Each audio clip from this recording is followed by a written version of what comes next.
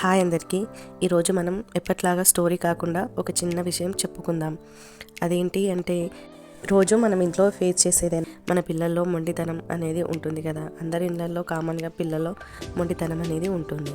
అయితే కొంతమంది పిల్లలు మాత్రం చాలా మొండితనంగా ఉంటారు. అది ఎలా అంటే, ఏదైనా బయటికి వెళ్ళినప్పుడు కానీ ఇంట్లోని కానీ అది కావాలంటే కావాలని ఏదైనా వస్తువు గురించి కానీ చాలా ఇబ్బంది పెడుతూ ఉంటారు కదా తల్లిదండ్రులని. బయటికి వెళ్ళినప్పుడు కూడా చూస్తుంటాం కదా, కొంతమంది పిల్లలు షాప్లో ఏదైనా తల్లిదండ్రులు వద్దన్న దాన్ని ఖచ్చితంగా కావాలంటూ కింద పడి మరీ ఏడుస్తుంటారు కదా. అయితే ఆ పిల్లలకు మొండితనానికి గల కారణం అయితే ఎలా తగ్గించాలి అనేది ఈ వీడియోలో మనం చెప్పుకుందాం. అసలు పిల్లల్లో మొండితనం అనేది ఎలా వస్తుంది? ఫస్ట్ కొన్ని రకాల కారణాలు ఉంటాయి. ఫస్ట్ అది జీన్స్లో కూడా వస్తుందండి. అది ఎలా అంటే, ఇంతకుముందు ఇంట్లో మన అమ్మ నాన్నలకు కానీ మన హస్బెండ్ వాళ్ళ అమ్మ నాన్నలకు కానీ అలా ఎవరైనా చాలా మొండితనంగా ఉండేవాళ్ళనుకో, మన పిల్లలకి కూడా ఆ లక్షణాలు కొన్ని వచ్చి ఉంటాయి.